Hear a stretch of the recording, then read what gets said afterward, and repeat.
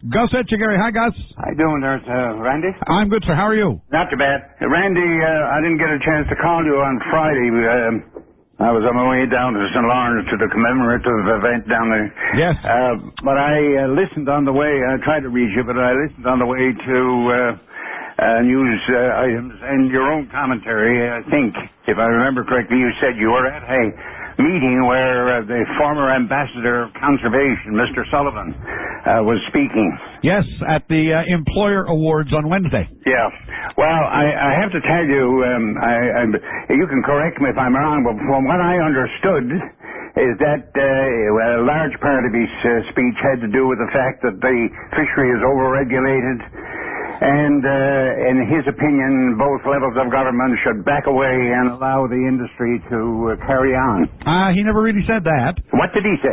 He never really said that. In his defense, I thought, by the way, his speech was pretty good. He hammered home 3 or 4 major points, not the least of which one was, the whole issue of indebtedness in the country, government overspending, and so on. Then he talked about the fishery, and here's what his basic charge here was this, if you would.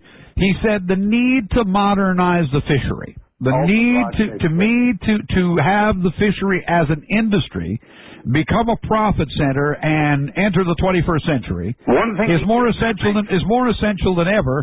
And he felt, as I'm sure you do as well, that that government regulation over this industry, which focuses primarily on social need, not business need, needs to stop. The issue, we need to take the social regulation piece out of the industry and start providing regulation that allows for a healthy profit-making industry. So, yeah, all right. Well, listen, I think the man is totally and completely off base. Okay. Yeah, and I think one of the things that I was just absolutely astounded as a former ambassador of conservation to not even mention the fact that we have gone through 20 years of a moratorium, and he never mentioned one single syllable about the recovery of the resource. The basic problem is not what he maintains or what his company and a few others in this province maintain. That is the need to have carte blanche on the regulations regarding the fisheries in terms of harvesting, processing, and marketing. Yeah. Now, in his defense again, I'm not worried about his defense. No, well, you better be, because you just can't attack. Randy, hold on, Gus, hear me out for a second. You can't just attack and not you weren't even there. You admit that. Listen, Randy. He never said. I'm sick and tired. All right, okay. Of a poorly informed press and poorly informed people like yourself. Gus, we're not being poorly informed. Gus. There's a difference between being poorly informed, my friend, and refusing to be informed. My dear friend, I've spent 60 years in this industry. I sat at the meeting.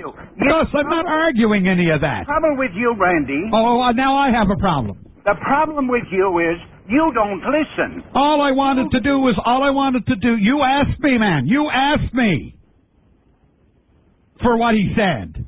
I know what he said. Well, why did you ask me then? My gracious, to hear your interpretation again, because there are times when you're saying stuff that the man, in this instance, the man didn't say. That's all I'm saying. I mean, you're making a much bigger issue out of his speech, if you would, than the reality of what he said. That's all I was trying to point out here. Do you realize at this moment in time what the problem is the current problem in the fishery is hinged around the fact that this company and others have made recommendations to the government that they should be permitted to ship unprocessed fish out of this province. Well, yes, we know that. And just a minute now, would you please stop for a moment and let me tell you why I'm calling. The whole presentation he made was in support of that kind of concept. And let me tell you clearly that if we embark on the shipment and the export of unprocessed fish from this province on a scale that they are talking about, to cover up for their inefficiency. Whoa, yeah. Yeah, let me tell you, and I'll tell you why. Gus, you got a phone problem, too. Pardon? I'm going to stop you. Yes? If I got to go to news. It's 10:59. I got to go. Well, can I wait and come back? No, you can't. Of course not, because you are... Oh, here we go, yeah. All right. Blame it on me. All right. I'm not blaming you. I'm just... We will